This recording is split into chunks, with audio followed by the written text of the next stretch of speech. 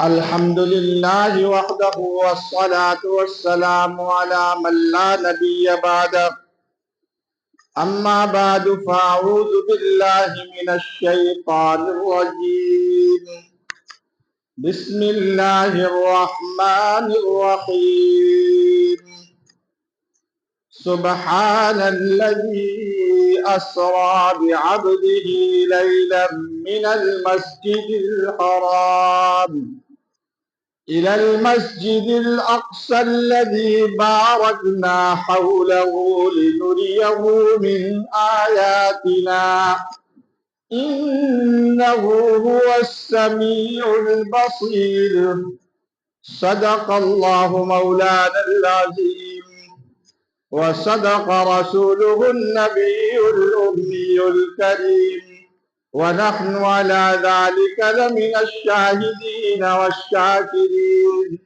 والحمد لله رب العالمين يا رب صل وسلم دائما أبدا على حبيبك خير الخلق كلهم. آگے کا صف جو ہے وہ ذرا پر کر لیجیے. آگے والا چھوٹے بچوں کو پیچھے ہی رہنے دیجیے.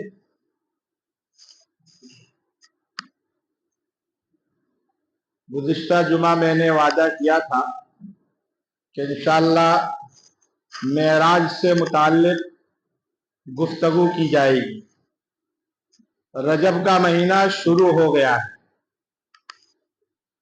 اور ہمارے اور آپ کے آقا و مولا تاجدار مدینہ شہنشاہ بطحہ محمد عربی سب پڑھیے صلی اللہ علیہ وسلم جب رجب کا مہینہ آتا اور جب رجب کا چاند دکھائی دیتا تو یہ دعا ضرور پڑھتے اور کثرت سے پڑھتے اور امت کو بھی تعلیم دیا کہ یہ دعا ضرور پڑھو.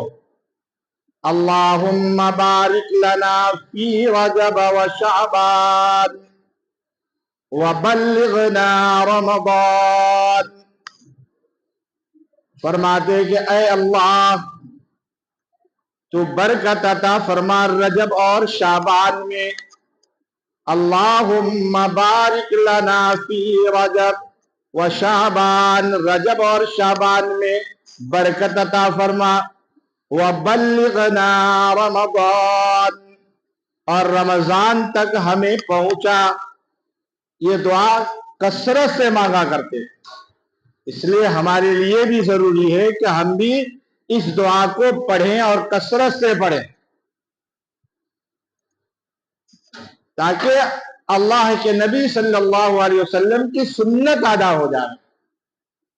اور یہ دعا ہے کہ رمضان, یہ شعبان اور رجب میں برکت دے اور ہماری عمر اتنی لمبی کر کہ میں رمضان تک پہنچ جاؤں اور رمضان کی برکتیں حاصل کر لوں. اس سے اچھی دعا اور کیا ہو سکتی ہے؟ اس لیے اس کو آپ ایسے بھی موبائل بہت دیکھتے رہتے ہیں تو ایسی اچھی اچھی چیزیں اس میں سے نکالیے. سب چیزیں موجود ہیں وہاں پہ. ہندی جانتے ہیں تو ہندی میں نکالیے, اردو جانتے ہیں, عربی جانتے ہیں تو عربی میں نکالیے, انگلش میں نکالیے اور اس کو کم سے کم ایک بار دو بار پڑھ لیا کیجیے. اب معراج سے متعلق باتیں عرض یہ کرنی ہے کہ حضور صلی اللہ علیہ وسلم کو معراج کیوں عطا کیا گیا, معراج میں کیوں بلایا گیا, اس کی وجہ کیا ہے؟ معراج کہتے ہیں ایک سیڑھی کو جس کے ذریعے ہم اللہ تک پہنچے. تو اللہ تبارک و تعالیٰ کے پیارے محبوب, کائنات کے سردار, نبیوں کے سردار, خاتم الانبیاء, شفیع المذنبین حضرت محمد مصطفیٰ درود شریف پڑھے صلی اللہ علیہ وسلم کو اللہ نے اپنے پاس بلایا.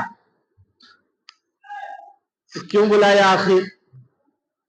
اس کی کئی حکمتیں ہیں. پہلی حکمت یہ ہے کہ جب آپ صلی اللہ علیہ وسلم نے دین کی دعوت دینی شروع کی, کیونکہ نبوت 40 سال کی عمر کے بعد ملی تھی, اس وقت تک سب لوگ آپ کے ساتھ تھے، کوئی آپ کا مخالف نہیں تھا. صادق کہتے تھے آپ کو، امین کہتے تھے، آپ کے پاس امانتیں جمع کرتے تھے، آپ سے مشورے طلب کرتے تھے. لیکن جہاں آپ صلی اللہ علیہ وسلم نے دین کی دعوت شروع کی، ایک اللہ کی عبادت کرو، اس کے سوا کوئی معبود برحق نہیں ہے، وہی سب کچھ کرتا دھرتا ہے، وہی سب کچھ دینے والا ہے. یہ لات و منات یا عزا یا حبل، یہ ان کے بتوں کے نام تھے جو مکہ والے پوجا کرتے تھے. کوئی پانی کا بت تھا، کوئی بارش کا بت تھا، کوئی رزق کا بت بنا کے رکھا تھا. سب الگ الگ خدائیں تھیں ان کی. اللہ کے نبی صلی اللہ علیہ وسلم نے فرمایا یہ انیک خداؤں کو چھوڑو، ایک خدا کے پاس آ جاؤ. کتنے خدا کے پاس آؤ بھائی؟ ایک خدا کے پاس. ایک سے زیادہ خدا یہ دماغ کے اعتبار سے، عقل کے اعتبار سے بھی صحیح نہیں ہے. صحیح ہے بھائی؟ ایک ملک کا دو پردھان منتری نہیں ہوتا ہے، ایک ہی پرائم منسٹر ہوتا ہے. ایک صوبے کا دو مکھیہ منتری نہیں ہوتا ہے، ایک ہی ہوتا ہے. جب یہ دنیا کا ادنا چھوٹے چھوٹے حاکم اپنے ملک کے، اپنے صوبے کے دو نہیں ہو سکتے، تو اتنا بڑا سنسار ہے، اتنے بڑے سنسار کا مالک دو کیسے ہو سکتا ہے؟ انیک کیسے ہو سکتا ہے؟ ایک ہے اور ایک رہے گا اور ہمیشہ سے ہے. وہ اللہ کے نبی صلی اللہ علیہ وسلم نے مکہ والوں کو یہی دعوت دی، کیونکہ وہ تو پہلے سے انیک خداؤں کو پوچھتے چلے جا رہے تھے. کعبہ کے اندر 360 بت رکھے ہوئے تھے. اب ایک ان کے سامنے نئی چنوتی آئی تھی. یہ نئی بات کہاں سے یہ کر رہا ہے محمد صلی اللہ علیہ وسلم؟ کیونکہ وہ جانتے تھے کہ یہ محمد صلی اللہ علیہ وسلم جو ہے ہمارے درمیان میں تو پلے بڑے ہیں، اور پھر یہ نئی باتیں شروع کر دی کہ اللہ کو پوجو، صرف وہی ایک ہے، اور یہ سب کو سب بیکار ہیں، یہ بت سب کے سب بیکار ہیں، ان کی پوجا مت کرو. مخالفت شروع ہو گئی. اور میں نے بہت پہلے یہ بھی عرض کیا تھا کہ سب سے پہلا مخالفت کرنے والا آپ کا سگا چچا ابو لہب تھا. یہی وہ ابو لہب جو اپنے بھتیجے کے پیدائش کے وقت اتنا خوش ہوا تھا کہ اپنی باجی کو آزاد کر دیا تھا خوشی کے مارے. لیکن جب بات آئی دعوت و تبلیغ کی، اللہ کو ایک ماننے کی، اس وقت سب سے پہلا مخالفت کرنے والا یہی ابو لہب تھا. اس کے بعد مکہ والے آپ کی مخالفت کرنا شروع کر دیے، اور روزانہ نت نئے پیترے، نت نئے سازش کہ کیسے حضور صلی اللہ علیہ وسلم کو، حضور صلی اللہ علیہ وسلم کے اوپر ایمان لانے والوں کو، آپ کے ماننے والوں کو کیسی کیسی تکلیفیں دی جائے. کوئی کسر نہیں چھوڑتے تھے، ہر اعتبار سے حضور صلی اللہ علیہ وسلم کو بھی تکلیف پہنچاتے تھے، اور جو ایمان لے آئے ان کو بھی تکلیف پہنچاتے تھے. آپ کے سر پر اونٹ کی اجڑی رکھ دینا، آپ کے گلے کے اندر چادر ڈال کر زور سے کھینچ دینا، آپ کے اوپر پتھر برسانا، یہ روز کے نئے نئے حربے ہو چکے تھے، اور حد سے زیادہ تکلیفیں پہنچانا شروع کر دیا. یہاں تک کہ آپ صلی اللہ علیہ وسلم مکے والے سے پریشان ہو کر سوچے کہ چلو میں طائف چلوں، کم سے کم طائف والے تو میری بات مان لیں گے. اب طائف گئے ہیں، وہاں بھی یہی حالت، وہاں بھی طائف کے اندر بھی وہاں کے لوگوں نے آپ صلی اللہ علیہ وسلم کے اوپر کچھ موالی ٹائپ، اوباش ٹائپ جوانوں کو آپ کے پیچھے کر دیا. آپ کو پتھر مارتے تھے، اور آپ صلی اللہ علیہ وسلم دعوت دیتے تھے ایک اللہ کو مان لو کامیاب ہو جاؤ گے، ایک اللہ کو مان لو کامیاب ہو جاؤ گے. آپ صلی اللہ علیہ وسلم کو کیا اس سے کوئی پیسہ ملنے والا تھا؟ کیا اس سے دولت آنے والی تھی؟ حکومتیں ملنے والی تھی؟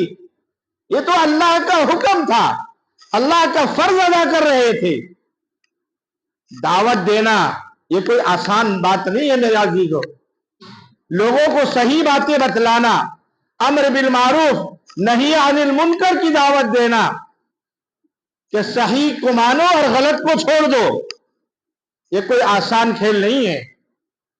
आप सल्लल्लाहु अलैहि वसल्लम को ताइफ वालों ने इतना ज्यादा मारा कि आपके तलवे मुबारक, जूता मुबारक खून से लथपथ हो गया। आप निढाल हो गए और एक बाग, अंगूर के बाग के पास आकर बैठ गए। वहां के कुछ लोगों ने देखा तो तरस खाकर कुछ अंगूर, कुछ पानी पेश किए। इतने में आसमान के फरिश्ते आए। पहले पहाड़ का फरिश्ता आया और कहा कि या रसूल अल्लाह, आप अगर हुक्म दें तो ये दोनों पहाड़ों के बीच में ताइफ वालों को मिलाकर और उनको खात्मा कर दिया जाए, उनको सफ़े हस्ती से मिटा दें। अल्लाह के नबी सल्लल्लाहु अलैहि वसल्लम ने मना फरमाया।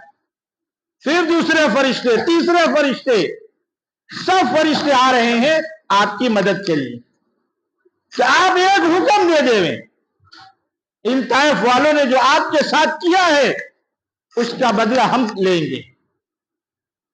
अल्लाह के नबी सल्लल्लाहु अलैहि वसल्लम ने फरमाया, मुझे उम्मीद है कि ये अगर नहीं ईमान लाते, हो सकता है इनकी नस्ल में ईमान ले आवे कोई ना कोई, और ये लोग मुझे जानते नहीं हैं। अगर ये मुझे जानते कि मैं मोहम्मद रसूलुल्लाह, अल्लाह का रसूल हूं, तो मेरे साथ ये ऐसा नहीं करते। इसलिए साफ मना कर दिया, इनको इनके हाल पर छोड़ दो, और दुआ दिया, अल्लाहुम्मा हदिनी कौमी फइन्नहुम ला यालमून। फरमाया, या अल्लाह इस कौम को हिदायत अता फरमा, इसलिए कि मुझे नहीं जानती कि मैं कौन हूं। अगर ये जानती तो मुझे नहीं सताती। अल्लाह के नबी सल्लल्लाहु अलैहि वसल्लम को अपनी उम्मत से कितना प्यार था, कितनी मोहब्बत थी। रिवायतों में आता है कि आप सल्लल्लाहु अलैहि वसल्लम काबे में जाकर और काबे का गिलाफ पकड़ते, और गिलाफ बाद में पर्दा को बोलते हैं, गिलाफ पकड़ते और पकड़ के अल्लाह के तरफ हाथ उठाकर दुआ करते, इलाहुल आलमीन, मैं अगर परेशानी में आकर लोग मुझे सता रहे हैं, परेशान कर रहे हैं, अगर बशरी तकाजे के एतबार से मैं गुस्सा होकर अगर आपसे इनके खिलाफ बद्दुआ कर दूं, ए अल्लाह मेरी वो मांगी हुई बद्दुआ कबूल न करना। अल्लाहु अकबर। इस उम्मत की फिक्र, अगर कभी गुस्से में आकर, कभी तेश में आकर इस उम्मत के लिए अगर मैं बद्दुआ कर भी दूं, ए अल्लाह मेरी वो बद्दुआ कबूल न करना। और आज ये उम्मत क्या कर रही है? आप खुद सोचो कि जिस उम्मत के लिए नबी ने ऐसी ऐसी दुआएं मांगी, ऐसी ऐसी तकलीफें बर्दाश्त की, लेकिन आज वह उम्मत हुजूर सल्लल्लाहु अलैहि वसल्लम को अपने कब्र मुबारक में भी तकलीफ पहुंचा रही।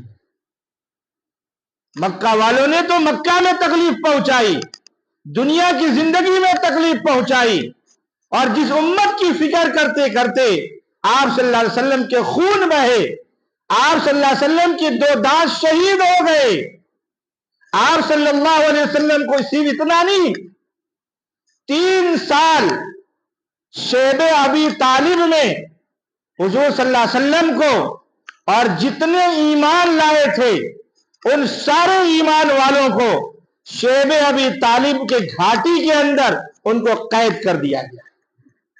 मक्का वालों ने कैद कर दिया, और कैद करने के बाद मक्का में ऐलान कर दिया, खबरदार कोई पानी का एक घोट वहां पहुंचा नहीं सकता, कोई राशन का एक दाना नहीं पहुंचा सकता है, बिल्कुल बाइकाट कर दिया। उस कैद में हुजूर सल्लल्लाहु अलैहि वसल्लम भी हैं, आपकी प्यारी बीवी हजरत मां खदीजा रज़ियल्लाहु अन्हा भी हैं, آپ کے چچا ابو طالب بھی ہیں آپ کی محبت میں، اور جتنے بھی ایمان لانے والے تھے اس ٹائم پر، اس وقت جتنے ایمان لائے تھے وہ سب کے سب اس گھاٹی میں قید تھے۔ اب جتنا ان کے پاس راشن تھا، جتنے پانی تھے، وہ سب کب تک چلتے؟ اور ایک خط لکھا انہوں نے، اور وہ خط لکھ کر کعبے کی دیوار پر لٹکا دیا۔ وہ ایک عہد نامہ تھا کہ یہ جب تک عہد نامہ رہے گا تم اس گھاٹی سے باہر نہیں آ سکتے، تمہیں کوئی راشن پانی نہیں پہنچا سکتا ہے، چاہے تم پیاس سے مر جاؤ یا تو ایمان سے پھر جاؤ، دو میں سے ایک کرنا ہے تمہیں۔ آج کا اگر مسلمان ہوتا نا 3 دن 4 دن برداشت نہیں کر پاتا، بات صحیح کہہ رہا ہوں نا، میں بھی نہیں کر پاتا، کوئی نہیں کر پاتا، لیکن وہ صحابہ کا جگر تھا، وہ صحابیات کا جگر، ان کا ایمان تھا۔ حضور صلی اللہ علیہ وسلم کے اوپر انہوں نے ایسا ایمان لایا تھا، ایسا مضبوط ایمان تھا، 1 دن 2 دن 1 مہینہ 2 مہینہ نہیں، 3 سال تک، 3 سال کس کو کہتے ہیں؟ روایتوں میں آتا ہے کہ وہ ایسی حالتیں ہو گئی کہ وہ چمڑے کو جلا کر وہ اس کے راکھ کھاتے تھے، پتے چبانے پر مجبور ہو گئے۔ ایک چھوٹا سا بچہ ماں کو کھانا نہ ملنے کی وجہ سے دودھ سوکھ گیا، وہ بچہ بلک رہا ہے، رو رہا ہے، ترس نہیں کھا رہے مکہ والے، کہا کہ یا تو ایمان لے آؤ یا بھوکے مر، ایمان سے پھر جاؤ یا بھوکے مر جاؤ، دو میں سے کام ہے، ہم تمہیں کچھ نہیں دیں گے۔ یہ ایمان کے لیے اتنی تکلیفیں برداشت کی صحابہ نے اور آپ صلی اللہ علیہ وسلم نے۔ یہ ہمارے پاس جو قرآن آیا ہے، ہمارے پاس جو کلمہ آیا ہے، یہ یوں ہی نہیں آ گیا ہے، اس کے لیے صحابہ نے اور اللہ کے پیارے حبیب محمد الرسول اللہ صلی اللہ علیہ وسلم نے بڑی قربانیاں پیش کی۔ اللہ کا کرنا تھا کہ اس عہد نامے کے اوپر اللہ نے دیمک کو لگا دیا، وہ دیمک کی وجہ سے آہستہ آہستہ 3 سال پورا ہونے کو تھا، اس دیمک نے پورے کے پورے عہد نامے کو چاٹ کر کھا گئی، تب جا کر ان ایمان والوں کو چھٹکارا ملا۔ 3 سال کم عرصہ نہیں ہوتا ہے میرا عزیزو۔ آپ صلی اللہ علیہ وسلم کتنے پریشان ہوئے ہوں گے، آپ کو کتنی تکلیفیں ہوئی ہوں گی، انہی تکلیفوں کو دور کرنے کے لیے، انہی تکلیفوں سے آپ کو تسلی دلانے کے لیے، آپ کو دلاسا دلانے کے لیے اللہ تبارک و تعالی نے آپ کو اپنے پاس بلایا۔ بات سمجھ میں آئے نا کہ معراج اللہ نے کیوں عطا کیا؟ یہ جو آپ کو تکلیفیں پہنچی تھی ایمان کی دعوت کی وجہ سے، آپ نڈھال ہو گئے تھے، آپ پریشان ہو گئے تھے، تو اللہ تعالیٰ نے اپنے پاس بلایا تاکہ جب میرا محبوب میرے پاس آئے گا، مجھ سے بات چیت کرے گا تو وہ ساری تکلیفیں دور ہو جائیں گی۔ جیسے ایک بچہ ہوتا ہے جب بہت پریشان ہوتا ہے، بہت پریشان ہوتا ہے، تو جا کے ماں کے قدموں میں گر جاتا ہے، ماں کے گود میں سر رکھ کر سو جاتا ہے، ماں جب اپنے بیٹے کے سر کے اوپر ہاتھ پھیرتی ہے سارا دکھ ختم ہو جاتا ہے۔ اور اللہ تو 70 ماؤں سے بھی زیادہ رحیم و کریم ہیں، اور وہ نبی جس کے صدقے میں اللہ نے پوری دنیا کو بنایا ہے، دنیا کی ہر چیز کو بنایا ہے، اس پر اللہ کو کتنا پیار آتا ہوگا۔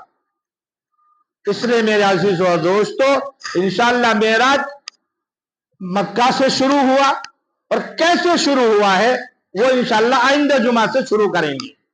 آج اس کی تمہید بیان کیا کہ بھئی معراج کیوں ہوئی، اللہ نے اپنے نبی کو اپنے پاس بلانے کی کیا وجہ تھی، تو جو وجہ میں نے بیان کی یہ وجہ تھی۔ تو میرے عزیزوں، میرے نوجوانوں، میرے دوستوں، اللہ کے نبی صلی اللہ علیہ وسلم نے ہمارے لیے اور قیامت تک آنے والے امت کے لیے بہت تکلیفیں برداشت کی، بہت تکلیفیں برداشت کی ہے، یہاں تک کہ مہینوں مہینوں گزر جاتے تھے، آپ کے گھر میں چولہا تک نہیں جلتا تھا۔ ہم یہاں صبح شام مرغی کھا رہے ہیں، مٹن کھا رہے ہیں، अच्छे अच्छे खाने खा रहे हैं, लेकिन हमें एहसास नहीं होता है कि प्यारे आका मोहम्मद रसूलुल्लाह सल्लल्लाहु अलैहि वसल्लम का दीन मिटते चला जा रहा है। उसको हम अपने हाथों से खत्म करते चले जा रहे हैं। जिस दीन को बचाने के लिए हजरत सैयदना हुसैन रज़ी अल्लाह ताला अन्हु ने करबला के मैदान में 70 को ज़िबा करा दिया, जिस दीन को बचाने के लिए हजरत अबू बकर सिद्दीक शहीद हो गए, उमर फारूक शहीद हो गए, उस्मान गनी शहीद हो गए, हजरत अली मुर्तजा शहीद हो गए, कितने लाखों सहाबा अपने गर्दनों को कटा दिए, अपनी बीवियों को बेवा करवा दिया, अपने बच्चों को यतीम करवा दिया उस दीन को बचाने के लिए। लेकिन हम और आप क्या कर रहे हैं? उसी दीन को बर्बाद कर रहे हैं, अपने हाथों से उस दीन को खत्म कर रहे हैं। ये नबी से इश्क नहीं है, ये नबी के दीन से मोहब्बत नहीं है मेरा अज़ीज़ों। उन्होंने इतनी बड़ी कुर्बानियां दी, हमें तो थोड़ी सी कुर्बानी तो देनी पड़ेगी ना भाई। कम से कम इतना तो कुर्बानी दे सकते हैं, अपने नफ्स को हम संभाल सकते हैं कि भाई ये नबी के तरीके के खिलाफ है, ये हुजूर के तरीके के खिलाफ है, ये गैरों का तरीका है, ये अल्लाह के नबी के दुश्मनों का तरीका है, ये अल्लाह के दीन के दुश्मनों का तरीका है। हम उस पर क्यों चलेंगे? हमें तो उस पर चलना है जिस पर नबी हमें छोड़ कर गए। उलमा बार बार चीखते हैं, पुकारते हैं, ये बताते हैं, लेकिन आज मुसलमानों को कोई फिक्र नहीं। इसलिए मेरे अजीजों, मेरे नौजवानों, मेरे भाइयों, जिंदगी में तब्दीली लाओ, जिंदगी बदलने की फिक्र करो, नमाज की फिक्र करो। अभी 2 महीने के बाद रमजान का महीना आने वाला है। ये दुआ इसलिए अल्लाह के नबी ने फरमाया था ताकि हम रमजान के लिए 2 महीना पहले तैयार हो जाएं। अल्लाहुम्मा बारिक लना फी रजब व शाबान। सब आदमी मिलकर एक बार पढ़ ले। वैसे तो आता नहीं होगा ज्यादातर लोगों को, लेकिन कम से कम पढ़ाने से तो पढ़ लोगे ना। तो पढ़ो, मैं पढ़ा रहा हूं। अल्लाहुम्मा बारिक लना फी रजब व शाबान व बल्लिगना रमजान। मतलब है कि पूरे लोग नहीं पढ़ रहे हैं, अगर पूरे पढ़ते तो पूरा गूंज जाते ये इबादत खाना। अरे क्यों इतना मुंह पर आप मास्क लगाकर बैठे हुए हो? उसमें मेरा कोई फायदा नहीं होगा। आप पढ़ लोगे तो मुझे क्या 10,000 रुपया मिल जाने वाले हैं क्या? फायदा आपको होगा, आपके फायदे के लिए मैं पढ़ा रहा हूं कि नबी सल्लल्लाहु अलैहि वसल्लम जैसे ये रजब का चांद देखते, ये दुआ पढ़ते, तो कम से कम जिंदगी में एक बार नबी की सुन्नत तो हम अदा कर ले। वैसे तो हमें फुर्सत मिलती नहीं है कि नबी की सुन्नत हम अदा करें। एक बार और पढ़ाता हूं, जिसको नबी से मोहब्बत होगी वो पढ़ेगा। अल्लाहुम्मा बारिक लना फी रजब व शाबान व बल्लिगना रमजान। इसका क्या तर्जमा मैंने पहले थोड़ा शुरू में बताया था, बहुत से लोग नहीं आए थे, उनको अभी बता देता हूं 1 मिनट में। अल्लाह के नबी दुआ फरमा रहे हैं, ऐ अल्लाह रजब और शाबान में हमारे लिए बरकत अता फरमा और हमें रमजान तक पहुंचा। अगर हमारी जिंदगी बचेगी तब हम रमजान तक जाएंगे ना भाई, और रमजान की बरकतें, रहमतें वो सब हम पाएंगे। इसलिए हम दुआ करें, बार बार इसको पढ़ें, और नहीं हो तो याद कर लें और इसको पढ़ते रहें। और ये जो रजब का महीना आता है, इसमें कुछ खुराफात भी बहुत होते हैं, कुछ लोग खुराफात बहुत करते हैं। तो इंशाअल्लाह इसको भी आइंदा जुमा में या उसके बाद वाली जुमा में लेंगे। तो इसके जो भी बातें भाई कही जाती है, आप टाइम निकाल कर आते हो, आधा घंटा, 15 मिनट, 20 मिनट आप सुनते हो, तो इस नियत से सुनो कि इन बातों पर हम अमल करेंगे। ऐसा करेंगे इंशाअल्लाह। देखो, आप अमल करोगे, दुनिया का फायदा मुझे नहीं होगा।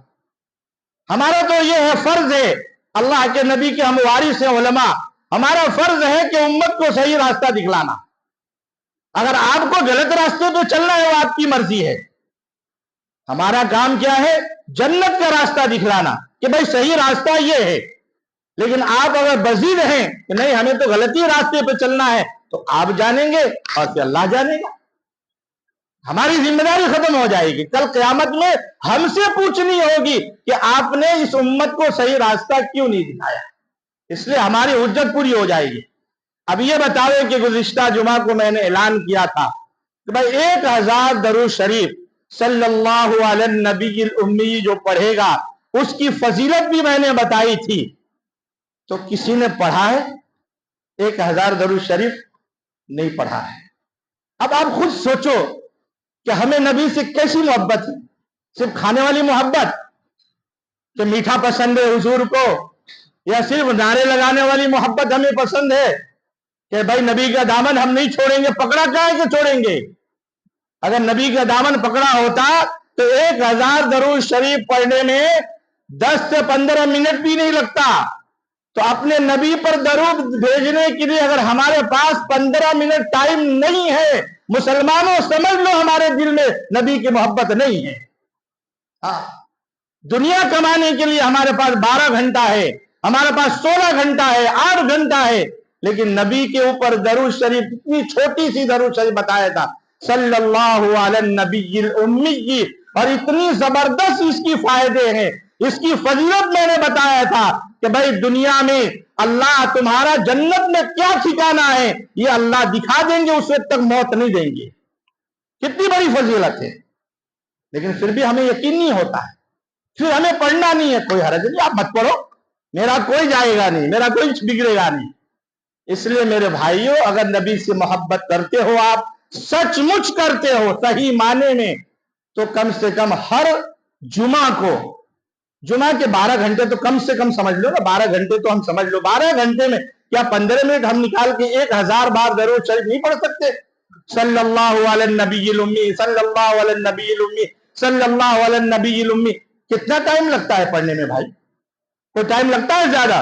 آپ گاڑی پہ چلتے پھرتے بھی پڑھ سکتے ہو، مشین چلاتے چلاتے بھی پڑھ سکتے ہو، لیکن شیطان پڑھنے نہیں دیتا ہے اور ہم شیطان کے غلام بن چکے ہیں. اس لیے میرے عزیزوں اور دوستو، شیطان کو بھگاؤ، رحمان کو لاؤ، اور نبی کی تھوڑی پریکٹیکل محبت لاؤ. صرف دکھاوا والی محبت نہیں چلے گا، وہ آنکھ بند کرتے ہوئے سب ختم. اس لیے اس جمعہ سے انشاءاللہ آپ شروع کرو. کون کون شروع کرے گا انشاءاللہ؟ دیکھیں، ماشاءاللہ ماشاءاللہ سبحان اللہ. اللہ تعالیٰ اس ہاتھوں کو سربلند فرمائے اور حضور سے حقیقی محبت نصیب فرمائے. ہمارے ایک جماعت کے ساتھی آئے ہوئے ہیں، میں ان کو دیکھ کر سمجھ گیا کہ بھیلاڑ جو ہے، بھیلاڑ میں ابھی اجتماع ہے 8 9 10 نا، 8 9 10 کو وہاں اجتماع ہے پورے بلسار ڈسٹرکٹ کا. اجتماع میں کیا ہوتا ہے؟ بڑے بڑے اکابرین آتے ہیں، علماء آتے ہیں، اور وہاں پہ جو ماحول ہوتا ہے دینی ماحول ہوتا ہے. ہم غلط ماحول میں رہتے ہیں. اگر 2 دن 3 دن یا کچھ گھنٹے نکال کر وہاں پر جائیں گے، اللہ والوں کی بات سنیں گے، اس دینی ماحول میں رہیں گے، ہو سکتا ہے اللہ تعالیٰ ہماری دل کی دنیا بدل دے. کس کی بات ہمیں اثر کر جاوے؟ بھائی شادی میں ٹائم نکال کر جاتے ہیں نا بھائی، موت میت میں ٹائم نکال کر جاتے ہیں نا، تو کیا یہ شادی سے زیادہ امپورٹنٹ نہیں ہے؟ اللہ والوں کی مجلس، یہ اجتماعات اس سے زیادہ امپورٹنٹ ہے. اگر آپ شادی میں نہیں گئے تو رشتہ دار ناراض ہوں گے، 2 دن 4 دن 10 دن ناراض ہو جائیں گے. لیکن اگر اللہ اور اس کے رسول ناراض ہو گیا تو پھر ہم کیا کریں گے؟ اس لیے ایسی جگہوں پر جاؤ، وقت کو آگے پیچھے کرو، 2 گھنٹے کے لیے چلے جاؤ، دوسرے دن 1 گھنٹے کے لیے چلے جاؤ، لیکن لاسٹ میں جس دن دعا ہے اس دن تو کم سے کم ہم جائیں. بھائی پوری کوشش تو کریں گے نا انشاءاللہ. آپ خود بھی پہنچو، دوسرے لوگوں کو بھی دعوت دو کہ 8 9 10 کو وہاں اجتماع ہے، دین کی باتیں ہوں گی، اللہ اس کے پیارے حبیب کی باتیں ہوں گی، بڑے بڑے علماء آئیں گے، لوگ آئیں گے، وہاں پر جمع ہوں گے، وہاں کی اچھی باتیں سنیں گے. ہو سکتا ہے ہمارے گھر والوں کی بھی زندگی ہماری وجہ سے بھی بدل جائے، کوئی دعا وہاں کسی کی قبول ہو جائے. اتنی ساری بھیڑ میں، مجمع میں آپ دعا مانگو گے اور آپ کی دعا پر کوئی آمین کہہ دیا اور قبول ہو جائے. بہت سارے فوائد ہیں. تو کوشش کرے اللہ تعالی ہم سب کو عمل کی توفیق عطا فرمائے. وآخر دعوانا الحمدللہ رب العالمین. سنت پڑھ لیں.